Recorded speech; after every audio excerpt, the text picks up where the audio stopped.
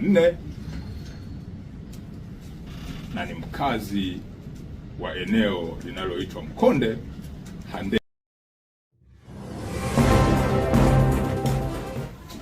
Hali ya jiji la Dar es Salaam kwa ujumla ni shwari, na shughuli mbalimbali za kiuchumi, za kisiasa na kijamii zinaendelea vizuri, lakini mkazo wetu mkubwa sisi polisi kanda maalum ya Dar es Salaam ni watu kufuata sheria na kuitunza amani ya nchi hii.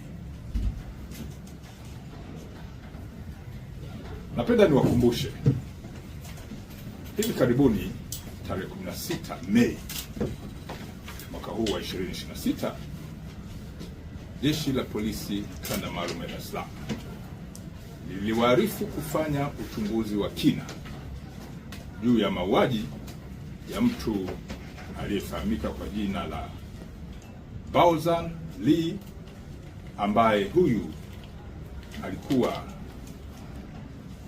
mwenye asili ya China au mwenye utaifa wa China.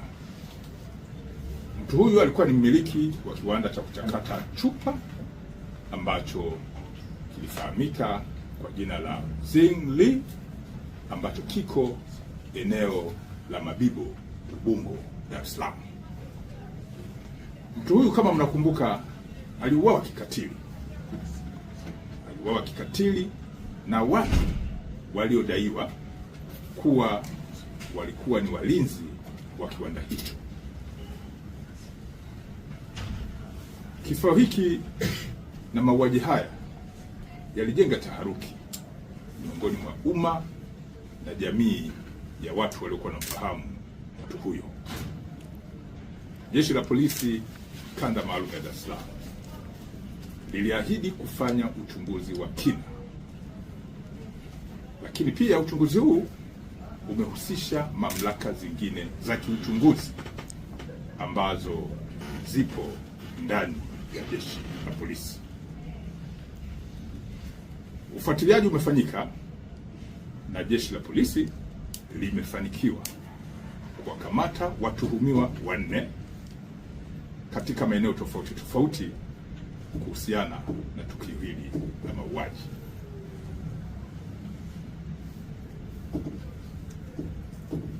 Watuhumiwa hao wote 4 baada ya kukamatwa wamehojiwa kwa kina kwa kuzingatia mifumo ya kisheria, na wamekiri kula njama kwa pamoja, baadaye wakamvamia usiku, kumshambulia na baadaye kumuua mtu huyo, baada ya kuwa wamemwibia kiasi cha pesa, kwa mujibu wa wao, kiasi cha pesa cha shilingi milioni 9. Pesa hizo wanadai zilikuwa ndani kwenye kiwanda hicho, na mara baada ya kufanya tukio hilo na kuiba pesa hizo, walitoroka na kuelekea maeneo tofauti tofauti. Watuhumiwa hawa, baadhi yao 2 wamekamatwa eneo la Namanga mkoani Arusha, na wengine 2 wamekamatwa eneo la Mabibo hapa jijini Dar es Salaam kwa siku tofauti tofauti. Watuhumiwa waliokamatwa wamejulikana kwa majina ya Godson Simon au maarufu kwa jina la Laizer.